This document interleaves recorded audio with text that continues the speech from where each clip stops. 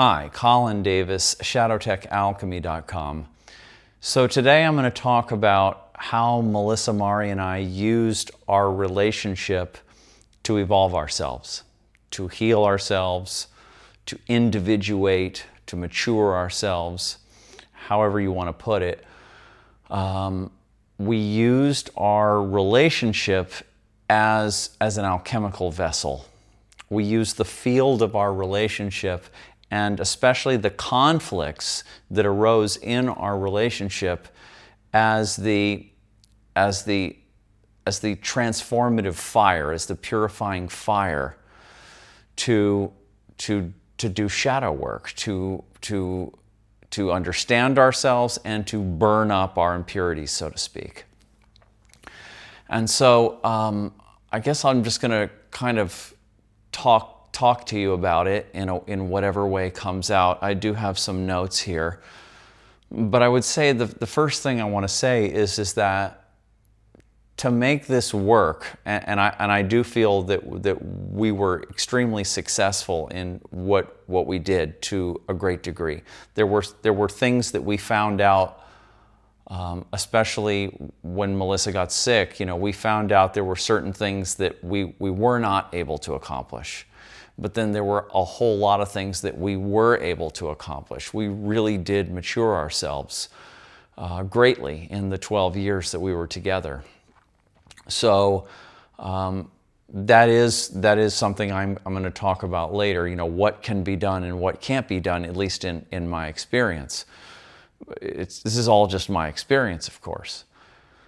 But to start with, what was there was the intention. What was there was the commitment. Because we had already been working on ourselves, for much of our adult lives in some way or another.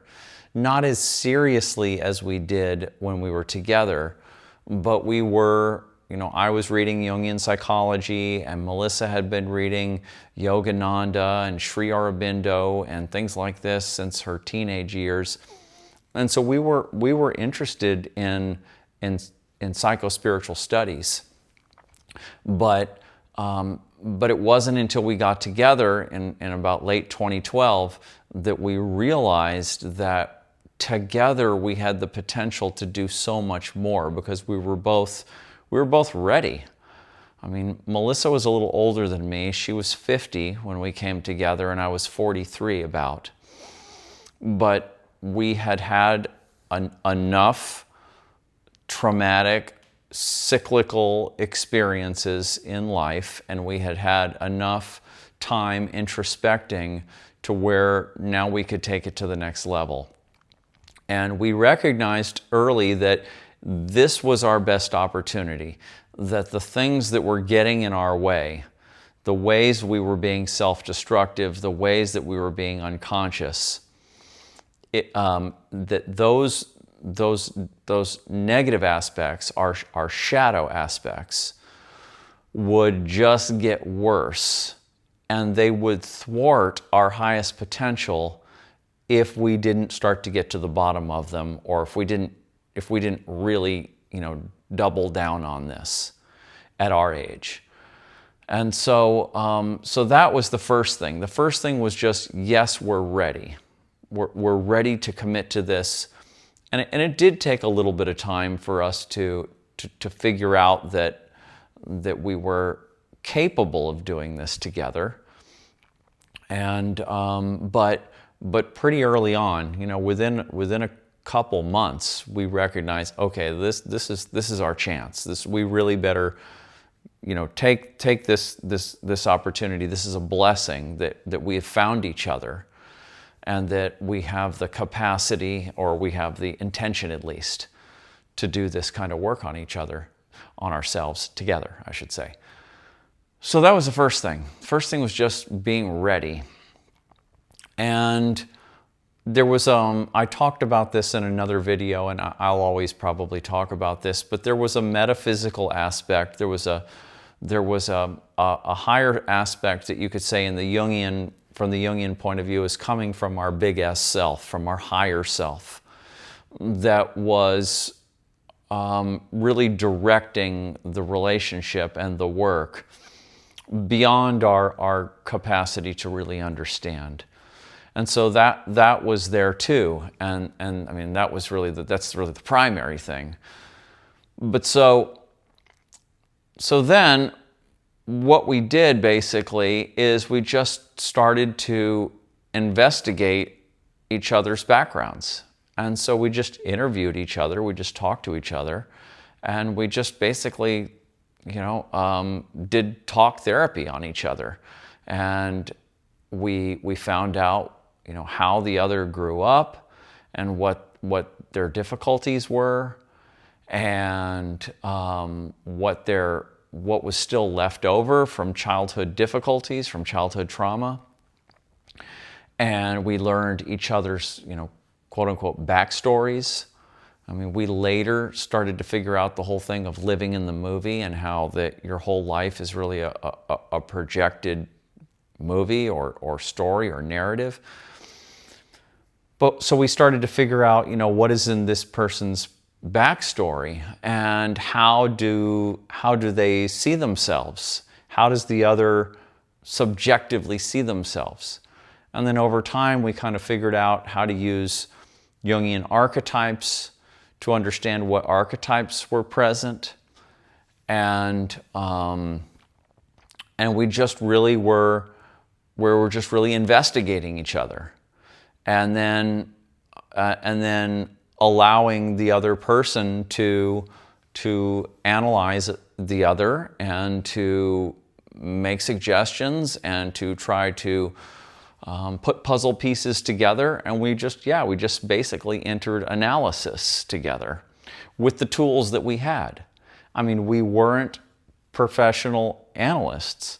I had some background in counseling because I had done foreclosure and bankruptcy counseling with people.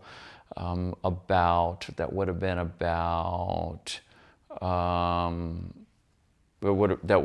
have been not too much earlier than that, maybe 5 years prior to that I was doing that job.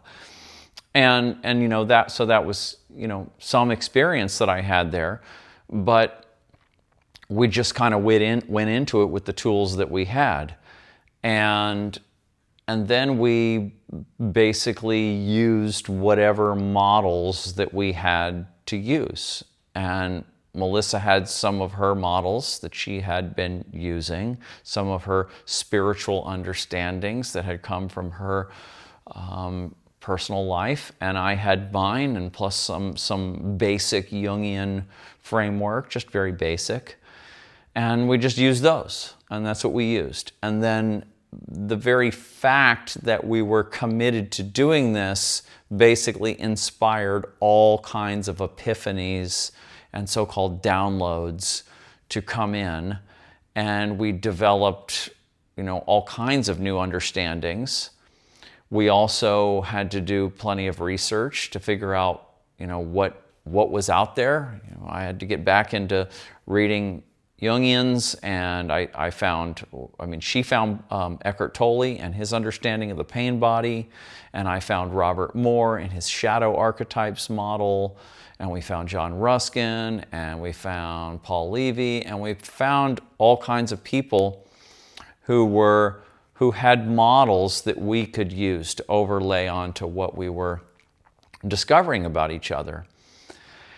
And so that's kind of the basics of it, was just the intention to heal, to understand ourselves, the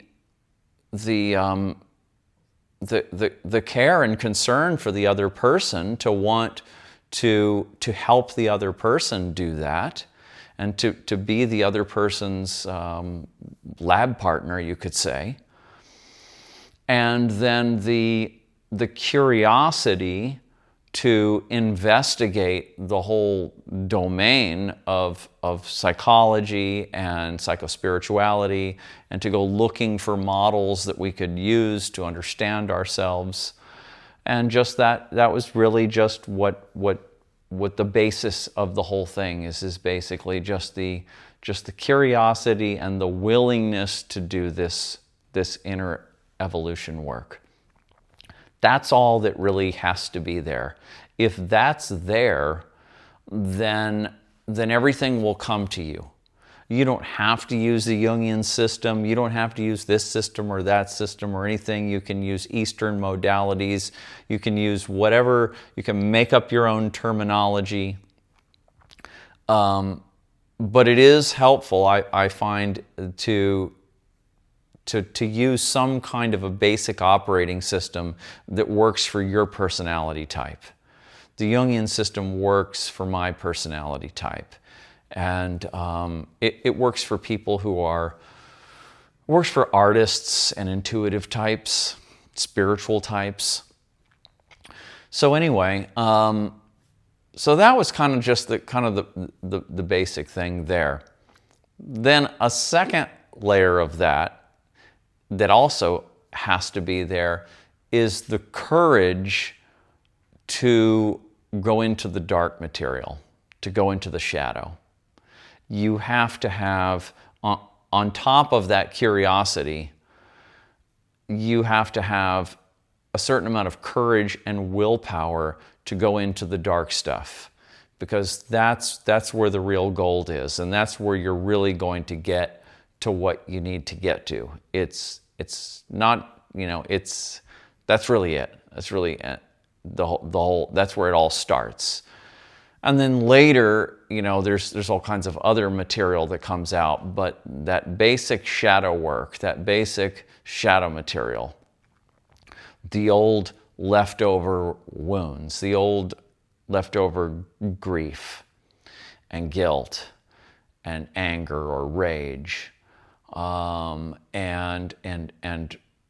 all kinds of, narcissism and stuff, all kinds of stuff that's down there, regrets, all kinds of stuff that's back there, shadow material that's back there. It's always linked to old traumas or to material that came down your family line that was given to you. And it takes a while to kind of figure out the difference between what's your shadow material and what's your parents' and ancestors' shadow material. You have to kind of dig through it and have other people question you on it, because we often will assign basically fictitious memories to some of these feelings that we have, and we will create a story or narrative around our childhood to basically account for our feeling state, but that's not often objectively true. Often what it is that a lot of this stuff is given to us. And we just kind of have these these negative attitudes that kind of come with us, and they're not always caused by what our parents did or didn't do. Often we will find, when we really go deep, that our childhoods were not as bad as we thought that they were. And then when we investigate our parents' childhoods or our family line going back, then we go, oh, I see. This stuff came with me. Sometimes our childhoods are very bad. There are plenty of examples of really horrific childhoods. But that's not always the case. And so some of this is your material and some of this is not your material. But either way, you have to process it. It's still garbage that you have to recycle now. And so that takes time to kind of figure that out. But yeah, so it's just this willingness and this courage to go into the shadow material. And that also requires a level of trust. Trust that we're going to be able to share this kind of material with the other person and that they're going to be able to handle it. And so that might take time. And but I think I think it took longer for me to get down into my stuff than Melissa, because Melissa had already been unearthing this stuff. She was putting it into her songs. She was already kind of identified, you could say, with her shadow material. And so it was easier for her to kind of come out and say, oh yeah, this is the stuff that I've been through. And there was some pretty bad stuff. I mean, quite bad stuff. But as again, we found out a lot of that wasn't hers. But me, I kind of had blocked out a lot of my difficulties, a lot of my traumatic experiences, and it took longer for me to get it out. So, but yeah, so the trust thing is a big thing there, and you have to be, I guess I learned from experience that to be more gentle. It took a while, because Melissa was very, very tough. I mean, out of all the people that I've worked with in psychospiritual work, Melissa's the toughest. She's the extreme sport athlete of inner alchemy. She was just the toughest, and she could handle so much, but I could still hurt her, and so I had to learn to be gentle. I had to learn that there's stuff that you have to be much more careful about, and so that was something that had to be learned. But so these are kind of some of the basics, and then regarding conflicts, because we, like all people, we come into the relationship with our pain bodies, so to speak, with our shadow material that is resonating with the shadow material in the other person. And so you have sort of what we called at the time a victim-victor complex. And it's call it a pain body, call it that, call it whatever you want, but it's a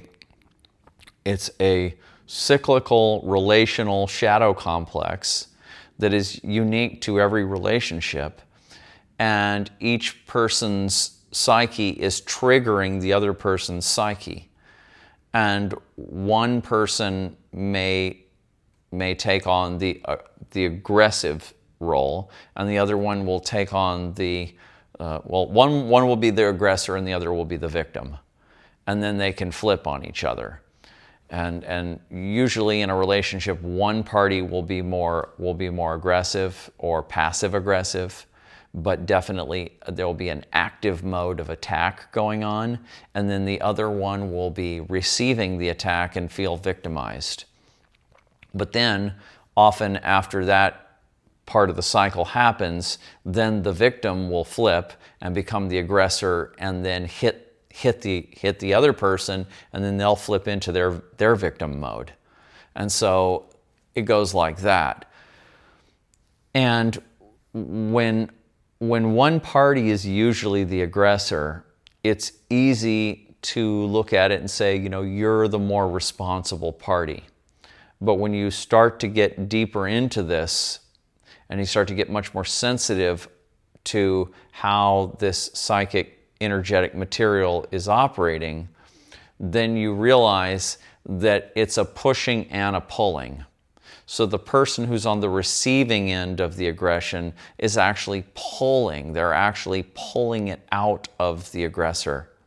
The aggressor's pushing, and the victim is pulling. And so really both parties are responsible. And this takes me to another sort of precept or maxim here, and that is that we take 100% responsibility for all conflicts. I take 100% responsibility, you take 100% responsibility, or you can say, I'm half of it, you're the other half, however you want to say it. But we take full responsibility because we know that whenever there's a conflict, it's both sides.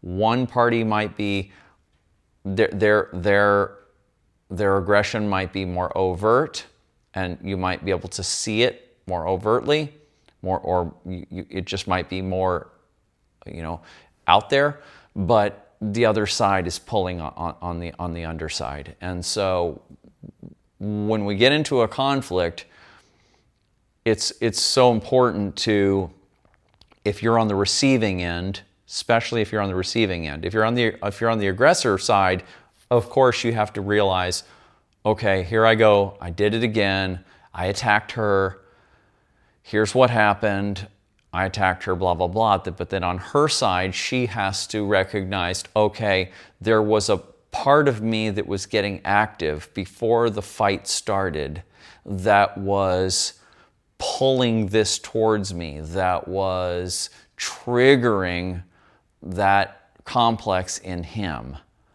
And so he or she, the one who's on the receiving side, has to start to become aware of how their own psyche was pulling or asking for the conflict. And that takes time for people to get to that level. And it took us a little while to figure that out, but we did figure it out, pretty easily, because it's just basic kind of physics. And so, but then to really take responsibility for it is a big step. And so what we did was, whenever we had a conflict, whenever we had a fight, we would basically, we would get taken over by the complex would have us, and we would be projecting, shadow projecting and blaming the other person, blah, blah, blah. And then as soon as we woke up, we would go, oh, here it is again. Uh-oh, here it is again. It's got us again. The pain body's got us. And we would, one or the other, would wake up and be like, okay, do you see it? Do you see it? Stop right now, stop. Do you see what's happening? And then after a while, it got to the point to where that would be enough, and the other would go, oh, okay, yes, you're right. It's got us. And then we would back off, and then we later learned how to do the emotional processing work, the John Ruskin work, and then we would go process the emotions. We would go sit on the couch, either together or one person over there and one person over there, and we would go through the process, and we would purge the energy. And I've explained about the emotional processing in the last video, and there's all kinds of places, and it's in both of our books. But that's hard. That's hard, to wake up in the middle of a conflict and to take responsibility for it, and to stop it and to back off when the complex wants to keep running. So that's definitely hard, and that was something that we were continued to get better at over the course of our whole relationship. And so yeah, so that's really, I'd say, that the prerequisites have to be there. The willingness to do this, the courage to do this has to be there. And then you have to basically have the strength to be able to withstand these conflicts, and then the ability to take responsibility for your side of it, and to clear the energy, and then to move on, and to then talk it out, because basically that's what we did. Every single conflict ended with a long conversation or multi-day conversation that was going on about, what was back there? What were you feeling? What part of you was triggered? And this is where we're using our models. And later on, we got into the internal family systems model. And so that was very helpful, because then we could understand, what parts are acting out here, and what's the scripting of these parts. And I think we probably we were more successful at mapping and naming more parts in Melissa than we were in me. But we were able to do it in both of us. And in Melissa, we had maybe 6 distinct parts, or somewhere around there, maybe more, that had different attitudes and different narratives, and that were, involved in different kinds of conflicts or different kinds of cycles in life. So every conflict is an opportunity to use your model, your current model, or to overlay different models, and to challenge your own models and go, okay, well, that doesn't quite fit with what happened, or the way that worked out. That model doesn't quite explain it. And so then you kind of have to keep going with it. But yeah, and so by the time the conflict is over, and even if there's residual energy for a few days, by the time that period is over, we have worked through everything so deeply that there's no junk left over. There's no anger, there's no resentment, there's nothing left over, because it's all been brought out, it's all been put on the table. So that takes me to another tenet here, which is that everything gets put on the table. Everything. You don't leave anything under the table. You never want the relationship to go on while you're shoving things down. I can't talk to him or her about this, or I can't talk to him or her about that because they'll get triggered. Well, the way you deal with that is you just tell the other person, hey, there's things in this area that I want to talk to you about, but every time I try, you get triggered. Do you recognize that you're being triggered when I bring these things up? And then you have to get to the point to where the other person says, yes, okay, I do recognize that that is a sensitive place for me, and that's why I don't want to go there. And then you go, okay, well then how can we slowly but surely start to delve into that and pull that up? And where does that lead back to? Where was that active in childhood? How long have you been this sensitive in this way? What was it that gave rise to this sensitivity, to this complex? And you go back into it, and you, in a caring and compassionate way, you help the other person work through that. And then you have to be, cautious in that area, but you have to work through it. It has to be brought up. Everything has to come up. And if it's not time for it to come up today, well, then it'll be time for it to come up tomorrow. But it doesn't get put into the closet and then just sitting in there, rotting and festering and getting worse. Everything has to come up. And if you can't do it all on your own, well, then you need to bring in another person. And that does present a problem, because finding the right person, can be challenging. But so everything comes up. Nothing gets swept under the rug. Nothing is swept under the rug. Nothing. If anything is being swept under the rug, it's because you're doing it unconsciously. You don't know it's there, because there's always shadow material that you don't know about. There's always shadow material you don't know about and that you may never get to. But at least the shadow material that you do know about, that's getting involved in your conflicts, and you're going, oh, okay, there's that. That's all getting worked through. So let me check my notes here, because I have a few notes to make sure that I touch on all these things. And you can tell from my speaking here that this is like a martial art, right?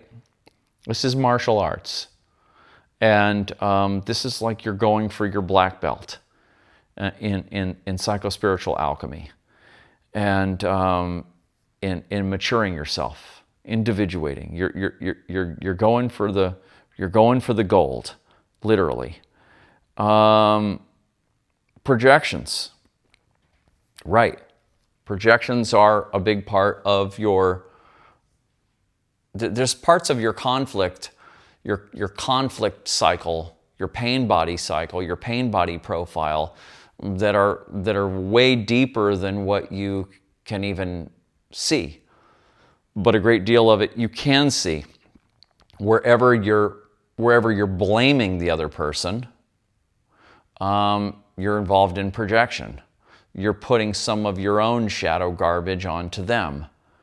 And so, this is basically, this goes into doing this work with or without a relationship. This is sort of the core of doing shadow work in any context, is that every time you're triggered or that you find yourself, emotionally charged, you recognize that charge is not just coming from the outside.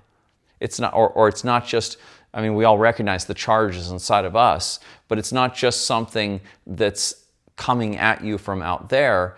It's the charge is actually the process of you projecting it out onto that external image, onto that external person or thing or event. And that what you see in the other person that you interpret as negative is actually an aspect of you that's in your own shadow. And so that's going on all the time, in or out of relationship. That's the basics of a kind of shadow work. The first level of it is just recognizing your projections. I'm charged. I don't like that other person, or that makes me feel bad, or whatever it is. And so then you pull it back into yourself and you say, where is that thing I don't like out there inside of me? How is that person that I don't like kind of like me? I don't like that narcissistic behavior. Oh, well, it's because I am kind of a covert narcissist.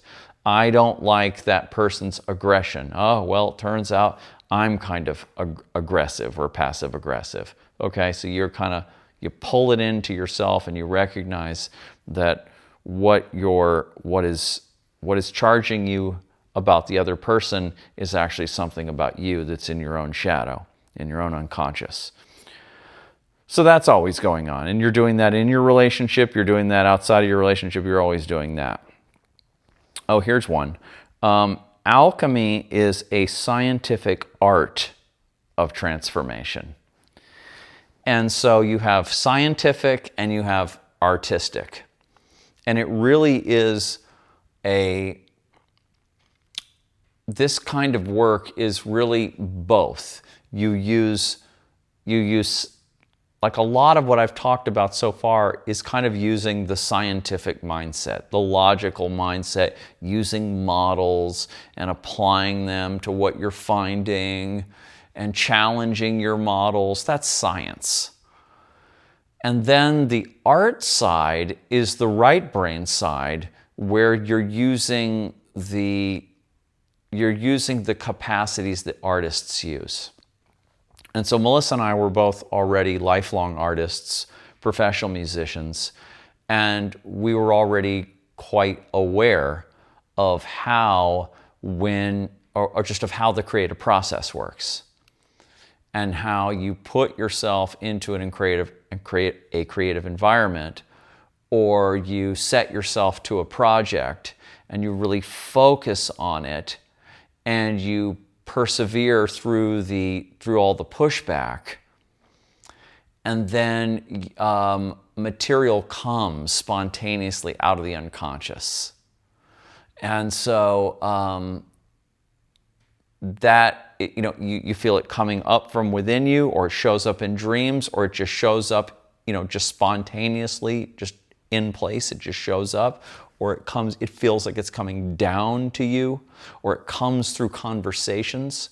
A great deal of our understandings came through our conversations. So we were as musicians, we were used to jamming. You know, you jam with other people. And so when we were talking, it was like we were jamming. And when you're jamming, like when you're like, okay, we're going to write a song, and you're with one or more other people, musicians, and you're going to write a song, and somebody says, okay, well, you know, I have this riff, goes like this. And then the other person says, well, you know, I could do like this. I could play this on bass, or I could play this on drums. Okay, yeah, that sounds all right. Well, what if you did this, and what if you did that? And then, okay, we'll try it like that. And, well, what if you change the riff a little bit to be something more like this? And you kind of go back and forth, and you make suggestions to each other, and then suddenly it just clicks. And you get on the right formula, and then everybody's like, oh, whoa, whoa, whoa, there it is, that's it, don't change that. That's the magic right there, that's the juice. And then you have that part, and then from there more parts just come onto it, and then you're in the flow, you're in the zone, and then you're just boom, and you're doing it. It's coming out. And it's the same way for all kinds of art and artists. Well, this is what we were doing too. And we're doing it through conversation. And then conversation led to drawing in notebooks, drawing on whiteboards, you know, just constant note-taking, constant recording. I mean, I have hundreds or thousands of hours of recordings, and just, I don't know how many notebooks, probably, you know, 50 notebooks filled with stuff. And you just get into the creative process of it, and you just let it flow. Just let the artistic creative process flow. You also look at synchronicities, and this is, you know, back into Jungian psychology. You're looking for signs. You're looking for symbols to show up in, whether in dreams or just in visions, or show up in the outside world to give you confirmation or direction as to where to go. And so that's another, you know, that's on the artist side. You're using your intuition a lot. You're really steering things through intuition. And so you have the scientific side, and you have scientific rigor, and then you have the artistic side, the creative process. And that's kind of, you put them together, and now you have this is the art of alchemy, the scientific art of alchemy. It's got both sides in it. So that's another thing that's very, I think, important to mention. Understanding each other's stories or subjective movies of life, discovering the other's childhood and upbringing and potential. Okay. I talked about that, but to recognize not just the things that happened to ourselves or to the other in childhood or in the past, not just recognizing them as important facts, but seeing the sort of genre of the movie that each person is living in. Because everybody has, you know, these are, back to Jungian psychology, these are archetypes. And everybody is channeling a unique recipe of archetypes. And that recipe sort of makes the genre of the movie of your life. And you really can't change the genre. We figured that out. You can't really change the genre. You can't really, you can change, you know, you are going to change as you develop, as you keep working through these things. You are going to develop your view, the slant that you put on your past, right? The lenses that you use, the way you see your past will change. But to a great degree, there will be a lot of archetypal qualities to your story, to your movie of life that will be there, and that you can't outrun those. And this was something that that I discovered, we discovered when because Melissa's not with us anymore, and she developed a cervical cancer tumor, and it took her out within 2 years. And it was something that was back there in her mind because her father died of cancer early, and she had already been diagnosed many years before with stage 1, and she had beat it. And so there was always kind of this, she called it the death blow. And she would wonder, when is the death blow going to come? And that, we wanted to work through that. We didn't want that story element to be plaguing her anymore, because we knew that as long as she identified with that and held on to that, then that was going to, it was like a virus, and it was going to, in fact, that's what we called it, the virus, and that was going to keep turning. And so we worked through that very deeply, but that was a story element that was part of her, you could say, fate. We use the Michael Meade dichotomy of fate and destiny. Your destiny is your highest purpose. It's your highest potential that you can accomplish in this lifetime. And then your fate is your baggage. It's the stuff that came with you that you can't do anything about. You have to kind of work around your fate to achieve your destiny. And so this cancer thing was part of her fate. And so she was able to develop greatly. And, there was a dream. This is very important, actually.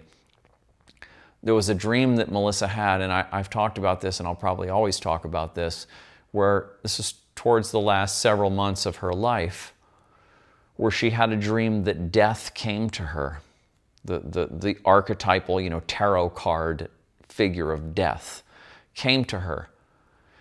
And he said, Melissa, it's all about realization. All this stuff, everything you're going through with the cancer, where you're going, your whole movie of life, it's all about realization.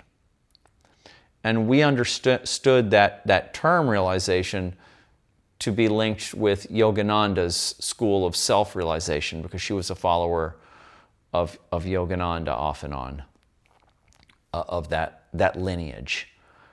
And so it's all about self-realization. It's all about attaining the highest level of awareness in this lifetime. That's what it was about. It wasn't about achieving immortality. There's that aspect of that's built into alchemy too. The quest for immortality. That the philosopher's stone is either a tangible or intangible thing or energy that helps you achieve immortality. Now, I think if you go back to kind of the Egyptian kind of belief, is that it's about immortality past this lifetime. It's about reincarnation. And it's not about living longer in this physical body, okay? And although plenty of alchemists, past, present, wanted that, and still want that, and that's, it's big again. People want to live to be 120, and it's going to be this technology is going to get us there, or these supplements or whatever. But that's the banal version of alchemy. So it's all about self-realization. It's all about self-realizing as much as possible in one lifetime. It's not about keeping the body alive as long as possible. Now, we didn't understand that at the time. It was only after she passed that I was able to understand that. And so that is a big lesson, that there's aspects of your movie that you can change, You can absolutely self-realize. Basically, as long as you're in this body, you can be increasingly self-realizing every day. That can keep going no matter what. Can you stop yourself from developing this disease or that disease or getting hit in an accident or what? No. These things are part of your fate. They're part of your movie, and those things will be there. So so that is something. Let me get now to some things that are, just, all these things that I've talked about can be viewed as being dark or light. I mean, I view doing shadow work and getting into your darkness as something that is an enlightening process. I don't see it as something that's dark and decrepit. It's cleaning work. And it's purification work. It's an enlightening process. Yes, it's hard. Yes, it takes dedication and courage and willpower, and it takes a lot of love and it takes a lot of care. It challenges you, to your limits. But it becomes it's so meaningful. I always talk about this. It's so meaningful. If you're of this orientation, not everybody, obviously, most people are not of this orientation. But if you're in the self-healer tribe, the wounded healer tribe, the inner alchemist tribe, the individuator, if you're in that smaller group of people whose lives are oriented around that to some degree or another, the more seriously you take this and the more you delve into it, it just your whole life just takes on so much meaning. It's such a meaningful and inspiring and deep thing to do. And you can do it alone, you can do it in relationship, you're just constantly understanding yourself better, you're looking for models and understandings from other wise people to overlay onto what you're finding, you're having all kinds of epiphanies and downloads and, what the Jungians call the big S self. The God image within is directing this process, and so basically you're in alignment with God, so to speak, and it's incredible. If this is your orientation, it's the most meaningful, amazing, lovely thing that you could possibly do. So so the whole thing is enlightening. The whole thing is amazing, even when it's hard, even when you're pulling up shadow junk, even when you're grieving. I mean, I've been going through, I'm almost in my 6th month now of having lost Melissa. And just been incredibly hard. I mean, I'm crying multiple times a day still, in the deepest way. And I keep thinking, oh, it's passing, but it's not. It's still going on. I mean, I know I will work through all this grief because I know how to do it, and I'm doing it. But it's just so much of it because I was projecting so much of my own. You could say it's my anima. Melissa was carrying my anima for me, my feminine side, but it was more than that. She was carrying some of my shadow gold. She's carrying many aspects of my personality for me. We were a completely merged unit, and to lose her has been like losing half my soul. And there's a codependent aspect of that is, there's a shadow side of that, and so that's part of the woundedness. That's part of the grief, is that I probably projected too much of myself onto her, and she probably projected too much of herself onto me. But yeah, so this has been incredibly difficult. But I also recognize that it is a true initiation. A true initiation. And it is as far as anima projection goes, it's me moving into a higher level of relationship with the feminine, both internally and externally. So I'm moving into a more, I think it was my relationship with my feminine was already, above the base stage, where a man interfaces with a woman. You can look at Marie-Louise von Franz, talks about this. This is Jung's thing, where you have several stages of a man has several stages of his feminine side, his anima, and the projection of that onto women. And the first stage is the Eve stage, where you see the other one is a woman in her sexual reproductive prime and beauty and all of that. And then another stage is where a woman is a muse, and then it shifts into the Mother Mary, into the Virgin Mary, and then it shifts into Sophia, the highest level of wisdom, the highest level of the feminine. So you move through these stages, and most people probably stay in stage 1. And so I was already in stage 2, and now I think I'm moving into stage 3. So this is a huge initiation for me, and this is part of my movie. This was something that had to happen in my movie.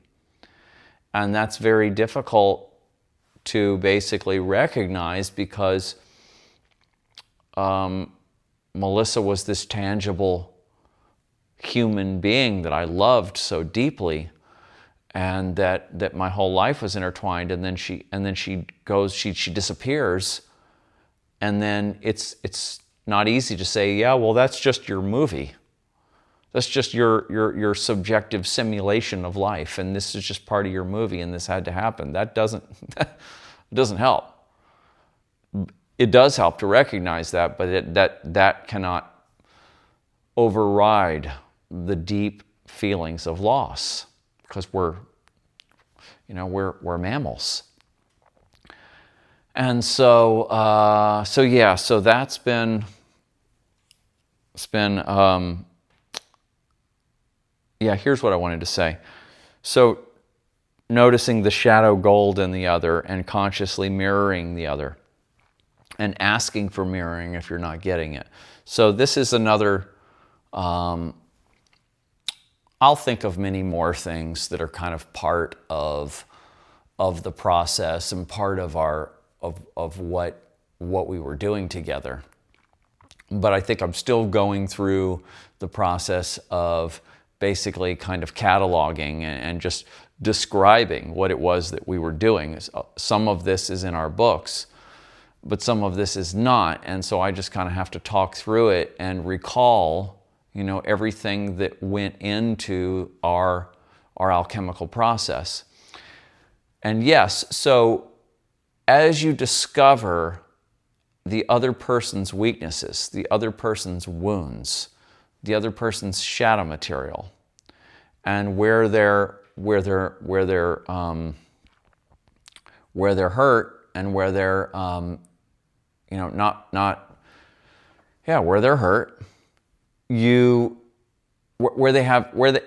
only where they're hurt, but where they have shadow gold. In other words, where they have repressed greatness.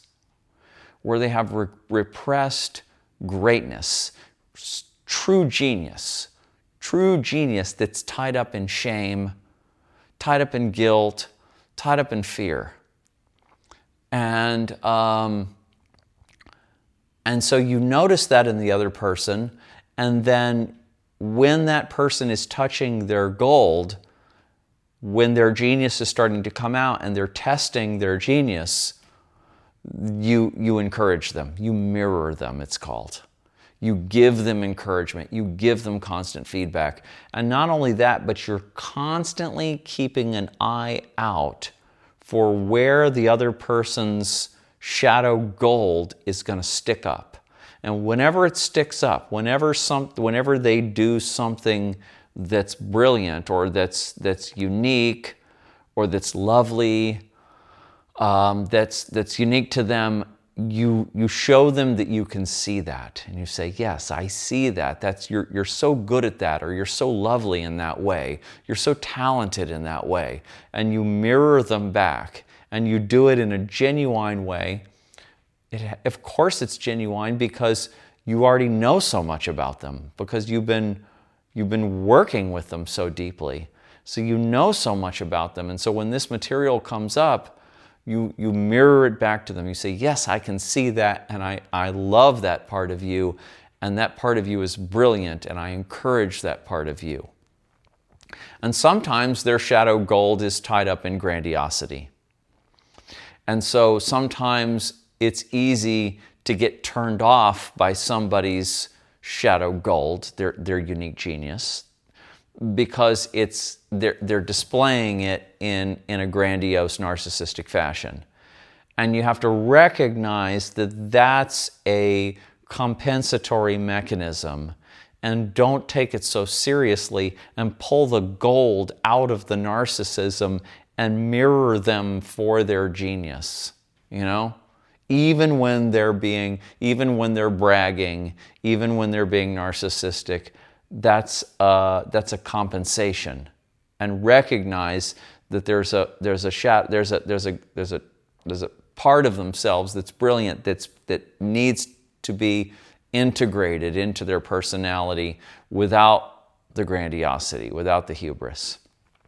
And so keep an eye out for all of that, and just constantly basically make it your job to, in the most genuine way possible, the same thing you do with children, because we're working out our unmet childhood needs is what we're doing. And so we're mirroring the other. And this is what a healthy psychospiritual adult does. When you get into the king or queen mode, and that's a constantly developing state of being. And as you get more and more into it, then it becomes more enjoyable, actually, to compliment other people and to mirror them back, and to love them, to love people. And this when Melissa and I started, she said that I had been hurt in a prior relationship pretty badly. I told her, I said, I thought my heart was closed to a degree. And she said she was going to help me work through that. And she did. She did. 12 years of a very, very exciting and loving, or supportive relationship. The most mature relationship that either of us had been in. That opened my heart.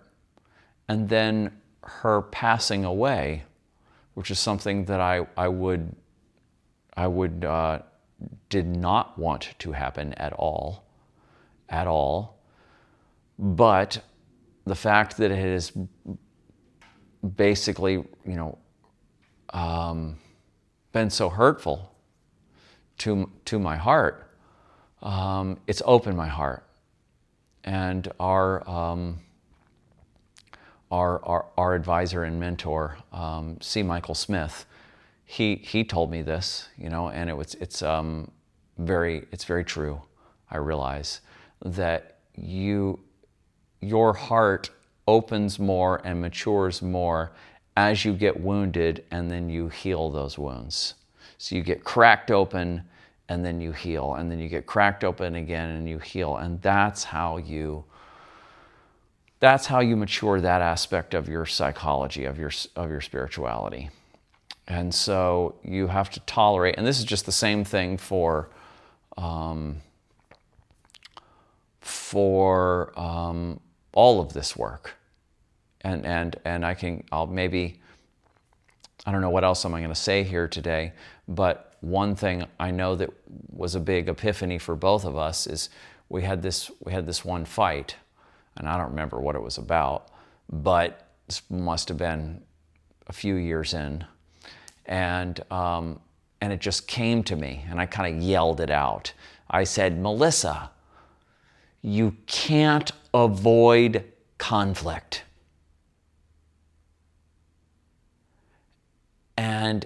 And it was like, because the idea was, why are we doing this again? Or whose fault is it? Or blah, blah, blah, or whatever. Why can't we just, get along and blah, blah, blah?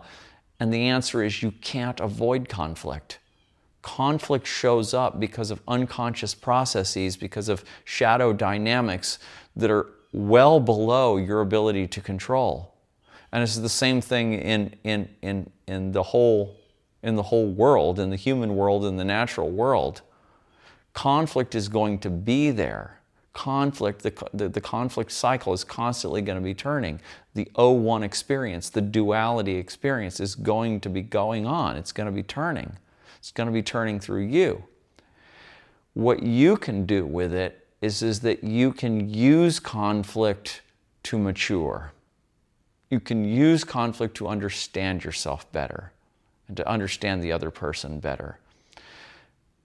That's what you can do with conflict. You can use it to wake up and mature. You can't stop it. You can't deny it. You can't wish it away. You can't push it under the rug. It will always come back. And the longer that you try to avoid it without working through it, the worse it's going to get. So you cannot avoid conflict. And that, I just blurted that out. And we both kind of froze. And we're like, wow. That just rang to us as a maxim of truth. Okay, so that means every single conflict is supposed to happen, you could say. And every single conflict is an opportunity to do something. And there's no getting out of it. It's basically like the Buddhist, maxim of the truth of dukkha. The inevitability of suffering. It's the same thing. The inevitability of suffering. The inevitability of conflict. What you can do with it, though, is what it's all about. You can wake up through it. You can mature through it. So yeah, so there we go. I guess that's kind of a good kind of rundown or little talk there on how we used our relationship to evolve ourselves. And it was just I feel incredibly privileged. I feel incredibly privileged that I was able to have this relationship with Melissa, with somebody who was so courageous, because she had a much more difficult background than me. Much more difficult, really. And she was so courageous and so stoic. And she was, like I said, like an extreme sport athlete. And I guess I kind of passed the test, that I was ready for that because I'd been working on myself before. And people sometimes, say, well, I can't do that with my wife or husband. Or I'm single and, I can't find somebody to do this kind of work with. And I was saying the same thing before I had Melissa. I was like, this sucks. I was single for 7 years before Melissa. And I was like, this really sucks. And where's the person that's my fit, that fits with me, that matches me? Where is she? And, but I just kept on doing the work. I kept on doing the shadow work by myself. I kept on studying. I kept on coming to deeper understandings about myself and the cyclical processes that were happening within me. And then when I got to the place to where I was mature enough to be able to handle this kind of a relationship, then it showed up. And so that's what I tell other people, is if you're not in the relationship that you think that you want to be in, because you do want to evolve through the relationship, you do want that kind of a relationship, then I say, well, then do more work on yourself. Just take it more seriously, and really take it more seriously. I recommend that people who would listen to me talking will actually start to look at Jungian psychology. It's really the basic operating system that both of us used, even though neither of us is a scholar in it and can go into it in the deepest way. It's our basic, that it's a basic outlook. And there's some basic tools and understandings and vocabulary in there. And I would recommend that people start to just read about it. I mean, you could probably go into an AI program now, like ChatGPT or Grok, and say, just hey, give me a rundown, give me an introduction to Jungian psychology, and then just start asking the AI program questions and having it answer you back, and just get yourself a basic education in it, and just at the most basic level. Then it's like, wow, then you can start talking to other people and using this language and using this problem-solving language. And so yeah, I think I've talked for enough time for now. And if anybody wants to talk more about this subject or about my relationship with Melissa, you can certainly get in touch with me. I do interviews, and I do private counseling with people, and so that's all available at shadowtechalchemy.com. And if somebody wants to, ask me to come on their podcast, because that actually is something I would like to talk with people who are more focused on. Usually talking with people who are really more, it's kind of more of a masculine kind of a, intellectual kind of a thing. But I would be very happy to talk with people who want to explore things from a relational viewpoint, and whose way of looking things is more feminine and more relational. So that's definitely open to that. So thank you for listening, and I will see you later.